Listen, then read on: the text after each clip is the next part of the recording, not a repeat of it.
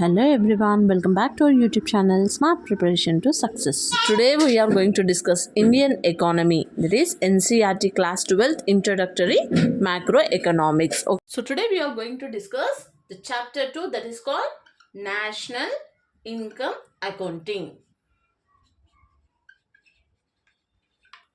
So what is it means national income accounting అంటే ఏంటి, అసలు మనం ఏం నేర్చుకుంటున్నాము? సో మన నేషనల్ అంటే మన కంట్రీ యొక్క ఇన్కమ్ని మనం ఎలా క్యాలిక్యులేట్ చేస్తున్నాము, ఓకే, ఈ వేలో క్యాలిక్యులేట్ చేస్తున్నాము అనేది ఈ చాప్టర్లో మనం డిస్కస్ చేస్తున్నాం. Okay, so before to that మనకు కొన్ని ఇంపార్టెంట్ టర్మినాలజీస్ ఉన్నాయన్నమాట ఈ చాప్టర్లో. అవి ఏంటో చూద్దాం. Okay, the first thing is goods. మనకు నార్మల్గా గూడ్స్ అంటే ఏమంటారు, ఒక products. Okay, so goods are nothing but products and resources. Okay, that mean people needs and demands. People యొక్క నీడ్స్ రీచ్ అవ్వడం, ఏవైతే ప్రోడక్ట్స్ రిసోర్సెస్ ఉంటాయో వాటిని గూడ్స్ అంటాం. Okay, goods are products and resources. Okay, that meet people's needs and demands. Clear? People needs and demands. Now, types of goods. So there are 4 types of goods. See here. The first one is consumption goods. Okay, consumption goods. Next is capital goods. Next is final goods. Next is intermediate goods.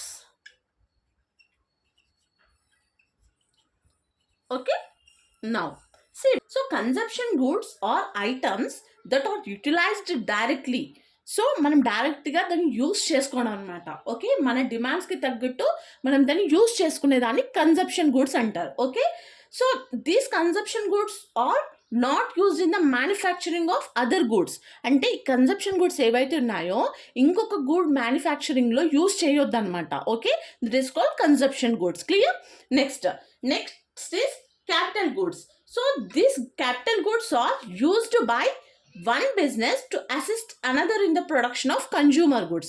So ఈ consumption గూడ్స్లో ఏదైతే మనం use చేస్తున్నామో, okay, ఇది కావడానికి ఏదైతే మనం use చేస్తున్నామో, assist చేస్తున్నామో దాన్ని క్యాపిటల్ గూడ్స్ అని అంటారు. Okay, so this capital goods cannot be easily transformed into cash. ఈ క్యాపిటల్ గూడ్స్ని మనం ఏమంటారు, ఈజీగా క్యాష్లోకి కన్వర్ట్ చేసుకోవడానికి ఆప్షన్ లేదనమాట. Okay, clear? Now next is final goods. Final goods means మనకు ప్రోడక్ట్ అంతా మొత్తం రెడీ అయిపోయి ఉంటుంది కదా. Okay, so consumption by the కన్జ్యూమర్కి. So that is called as a final goods, not consumption final goods is different. Okay, final అంటే ఆ ప్రోడక్ట్కి మొత్తం రిసోర్సెస్ మనం యూస్ చేసి ఆ ప్రోడక్ట్ని మొత్తం రెడీ చేస్తాం కదా, that is called final good. Okay, next intermediate goods అంటే ఇప్పుడు నేను చెప్పాను కదా, consumption goods, final goods, capital goods. So ఇవన్నీ రెడీ కావడానికి మనం కొన్ని రిసోర్సెస్, ఎక్విప్మెంట్స్ కూడా యూస్ చేస్తాం కదా. ఒక ప్రోడక్ట్ అంత ఈజీగా ఒకటే దాంతో రెడీ అవ్వదు, దాంట్లోకి మనం చాలా రిసోర్సెస్ యూస్ చేస్తాం కదా. సో ఏవైతే ఉన్నాయో రిసోర్సెస్ మిడిల్లో మనం యూస్ చేస్తున్నామో ఆ ప్రోడక్ట్ రెడీ అవ్వడానికి, దాన్ని మనం ఇంటర్మీడియట్ గూడ్స్ అని అంటాం. Clear? So next is investment. So ఈ వర్డ్ మనం అందరం వింటాం. ఓకే, ఇన్వెస్ట్మెంట్ అంటే ఏంటి, నేను ఎగ్జాంపుల్ చెప్తాను. ఓకే, సపోజ్ మనకి ఇక్కడ ఒక సమ్ ఫ్లాట్ ఉంది or any land or anything. Okay, so ఇది మనకి 1 acre, like 1 acre 2 crores present. Sorry, 1 acre that is 50,000 ఉంది. క్లియర్? నౌ ఇప్పుడు ద పర్సన్, ఓకే, ఎక్స్ అనే పర్సన్ అనమాట. సో ఇతను దీనిపైన ఇన్వెస్ట్ చేస్తున్నాడు amount. How much? The 50,000 invest చేస్తున్నాడు. Okay, clear? సో ఇప్పుడు అది ఏమని ఇన్వెస్ట్ చేస్తున్నాడు? ఓకే, ఇక్కడ ల్యాండ్ తీసుకుంటే ఇప్పుడు 50,000కి తీసుకుంటే నెక్స్ట్ ఫ్యూచర్లో దీన్ని నేను 1 lakh అమ్మొచ్చు. ఓకే, సారీ 1 crore అమ్మొచ్చు, 2 crores కూడా అమ్మొచ్చు. సో ఇప్పుడు నేను ఏం ఎక్స్పెక్ట్ చేస్తున్నాను, and investment is an asset. Asset అంటే ఆస్తి. Okay, purchase with the intention of earning income are increasing in value. So మనకు దీని నుంచి ఇప్పుడు నేను 50,000 దీంట్లో ఇన్వెస్ట్ చేస్తే నాకు రిటర్న్లో ఎంత వస్తుంది, 1 lakh వస్తుంది, right? So earning income or the value అనేది పెరుగుతుంది అనమాట దానికి ఫ్యూచర్లో ఇంకా. Clear? So next is the gross investment. Gross investment అంటే ఏంటో చెప్తాను. సో ఇప్పుడు ఎగ్జాంపుల్ మన శాలరీ. ఓకే, శాలరీ వచ్చేసి 25,000. ఓకే, ఇదేంటి మనకి గ్రాస్ శాలరీ మొత్తం నాది 25,000. ఓకే, సపోజ్ నాది ఇందులో నుంచి ఎల్ఐసి కట్టింగ్ వచ్చేసి 2,000 కట్ అవుతుంది per month. Okay, next medical bill, some medical ఏదో ఇన్సూరెన్స్ సంథింగ్ ఏదో వచ్చేసి 4,000 కట్ అవుతుంది. ఓకే, ఇప్పుడు మొత్తం ఎంత కట్ అయింది, 6,000 నా దగ్గర నుంచి కట్ అయింది. ఓకే, సో రిమైనింగ్ అమౌంట్ ఎంత వస్తుంది నాకు అంటే హ్యాండ్కి ఎంత వస్తుంది, మొత్తం ఇవి 2 కట్ అయిపోయి 6,000 అంటే ఇప్పుడు డిడక్ట్ అయిన తర్వాత ఎంత అమౌంట్ వస్తుంది హ్యాండ్కి, 19,000. సో ఈ ఏదైతే మనకు హ్యాండ్కి వస్తుందో that is called net. Okay, so ఇప్పుడు మధ్యలో ఏవైతే కట్టింగ్స్ అయ్యాయో దాన్ని ఏమంటారు మనకి, deduction. Okay, so coming to this investment. Okay, మనం ఎకనామిక్స్లో చూసుకుంటే ఏంటంటే ఏదైతే మనకి గ్రాస్ ఇన్వెస్ట్మెంట్ ఉందో, ఓకే, మైనస్ డిడక్షన్. ఓకే, మనకి నెట్ ఇన్వెస్ట్మెంట్ అంటే ఏంటి, net investment is equal to gross investment minus deduction. మనకు గ్రాస్ ఇన్వెస్ట్మెంట్ ఏదైతే వస్తుందో దాని మైనస్ మనకి డిప్రిసియేషన్ అంటాము. ఓకే, డిప్రిసియేషన్ చేస్తే మనకి నెట్ ఇన్వెస్ట్మెంట్ అనేది వస్తుంది. Clear? So see that net investment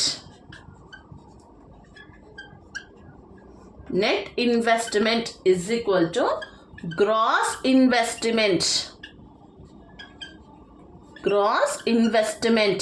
minus depreciation. Okay, now ఇప్పుడు మనకి గ్రాస్ అర్థమైంది, నెట్ ఇన్వెస్ట్మెంట్ అయింది. ఈ డిప్రిసియేషన్ ఎలా చేస్తాం మనము అని అంటే, అసలు డిడక్షన్ అనేది ఎలా చేస్తాము, ఇప్పుడు సాలరీస్లో అయితే ఓకే మనం ఇన్సూరెన్స్ మెడికల్ ఇలా అని చెప్పాం.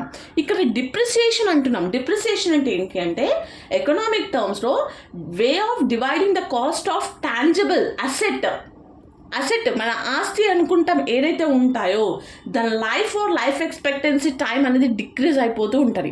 ఓకే, సపోజ్ ఇప్పుడు మనము కార్ తీసుకున్నాము, మనం ఒక కార్ పర్చేస్ చేసాము. ఓకే, నార్మల్గా ప్రతి ఒక్క కార్ రోడ్ పైన 15 years.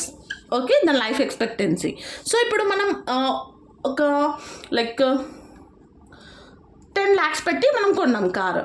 సో ఇక్కడ ఏంటంటే ఇయర్ బై ఇయర్ అనేది దాని వాల్యూ అనేది డిక్రీజ్ అవుతూ వెళ్తుంది. ఓకే, సో ఎట్ లాస్ట్ మనకి 15 years ఇప్పుడు 10 years అయిపోయేసరికి దాని వర్త్ మనం 10 lakhsకి కొన్న వాల్యూ సేమ్ ఉంటుందా, ఉండదు. దాని లైఫ్ ఎక్స్పెక్టెన్సీ అనేది డిక్రీజ్ అవుతూ వస్తుంది కదా. So that is called depreciation. మనం ఏదైతే అసెట్ ఉందో ఇయర్ బై ఇయర్ దాని వాల్యూ అనేది తగ్గుకుంటూ వెళ్తుంది. సో దాన్ని మనం డిప్రిసియేషన్ అంటాము. Okay, clear? So next is basic price. So మనకి బేసిక్ ప్రైస్ అంటే ఏంటి, basic prices. So amount of a producer receives from a purchaser. Okay, producers receives from a purchaser. Producer receives from purchaser for unit of a thing.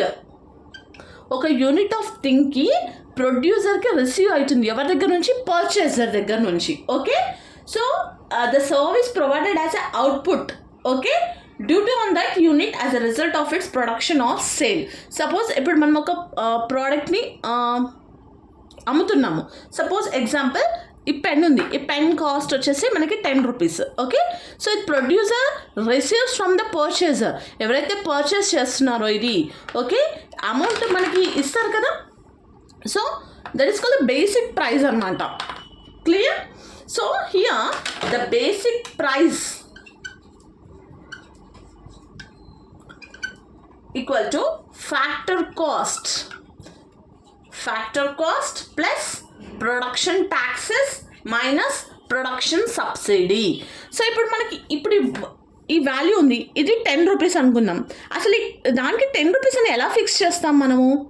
Okay, ఒక ఐటమ్ని మనం ready చేస్తున్నాము అంటే ఆ ఐటమ్కి ఎంత amount అని ఎలా ఫిక్స్ చేస్తాము అంటే మనం అది ఫ్యాక్టర్ కాస్ట్ అనమాట. అది రెడీ అవ్వడానికి మనం ఏ మెటీరియల్స్ యూస్ చేసాము, ఎంత పడుతుంది ఒక్కొక్క దానికి, అవన్నీ కూడా క్యాలిక్యులేట్ చేసి ఒక ప్రైస్ అనేది ఫిక్స్ చేస్తారనమాట. Okay, so this is called factor cost. Factor cost అంటే ఏంటి అంటే దీస్ ఆర్ ద ఎర్నింగ్స్ అనమాట obtained by the owners of factors of production in exchange for providing factor services to the ప్రొడ్యూసర్కి ఏవైతే services produce చేస్తున్నారో అది ready అవ్వడానికి, so ఏవైతే ఎర్నింగ్స్ ఉన్నాయో వాటిని ఫ్యాక్టర్ కాస్ట్ అంటాము. క్లియర్?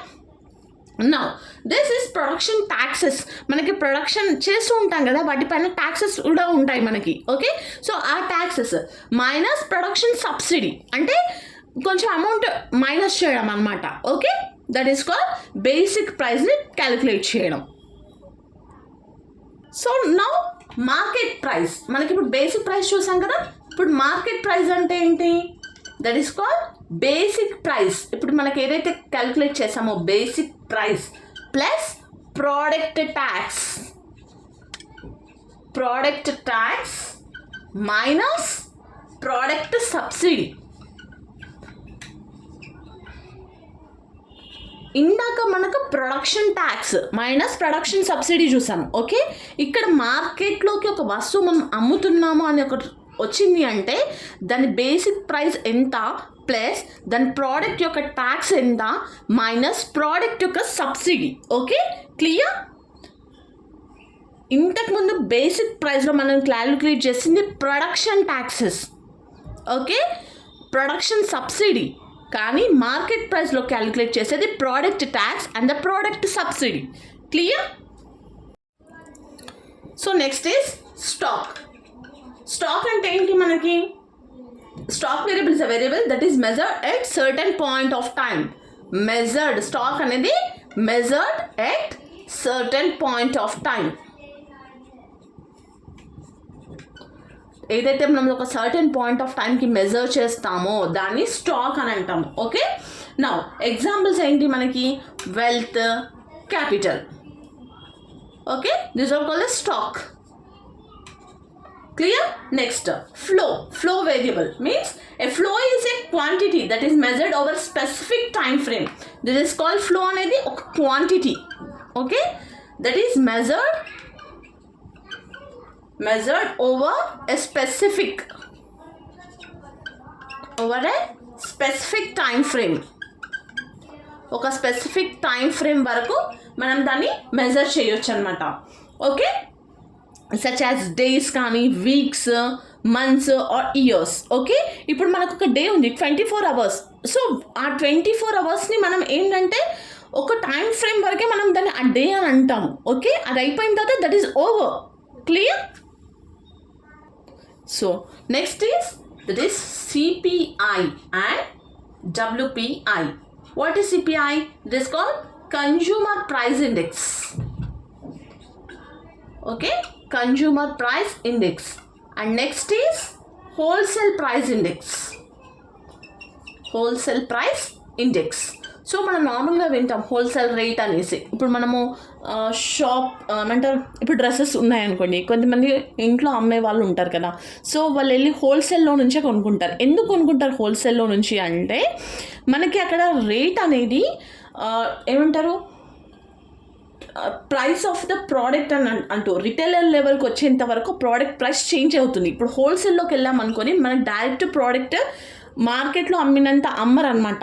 ఓకే, హోల్సేల్ రేట్ అనేది వాళ్ళు ఫిక్స్ చేసుకుంటారు. ఓకే, సో అది ఒకవేళ రిటైల్ మనకి షాప్స్లలోకి వచ్చింది అనుకో రేట్ ఈస్ డిఫరెంట్. ఓకే, ఇప్పుడు సపోజ్ మనకి హోల్సేల్ ప్రైస్ రేట్ ఒక శారీది 500 ఉందనుకోండి, మనకు అది నార్మల్ షాప్కి వచ్చేసరికి 200 ఎక్కువ అవుతుంది. That is called 700. Okay, so ఇలా అమౌంట్ అనేది చేంజ్ అవుతుంది అనమాట మనకి. సో ఇదంటే హోల్సేల్ ప్రైస్ అనమాట ఒక ప్రోడక్ట్ది. ఇది వచ్చేసి మనకి షాప్లో మనం పర్చేస్ చేసుకుంటాం కదా అది. Okay, including of all the taxes అనమాట. Okay, so consumer price index అంటే it reflects the variations in the overall level of prices of products that reference population obtains, consumes or pays for consumption across time. నువ్వు ఏదైతే consume చేయడానికి తీసుకుంటున్నావో, okay, so that is called consumer price index అనమాట. Wholesale price index అంటే నువ్వు ఇప్పుడు వేరే వాళ్ళకి అమ్మడానికి తీసుకుంటున్నావు అనుకోండి, that rate is different. Okay, అది 500 పడుతుంది నీకు. సో నువ్వు నార్మల్గా షాప్లో వెళ్ళి కొనుక్కుంటే నీకు 700 పడుతుంది. Clear? So now next is circular flow of amounts. Okay, circular flow of income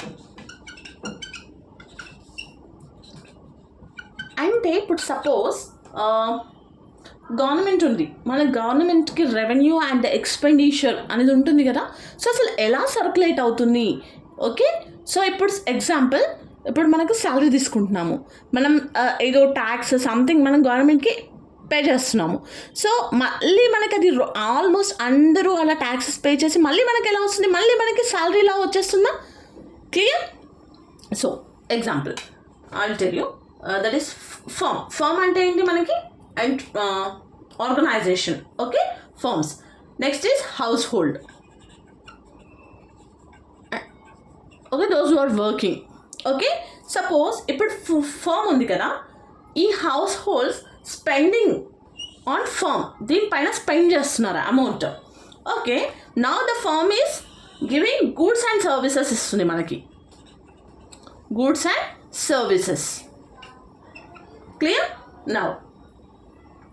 Now this firm is factor payments. హౌస్హోల్డ్కి ఏం చేస్తుంది? పేమెంట్స్ ఇస్తుంది వాళ్ళ సర్వీస్కి.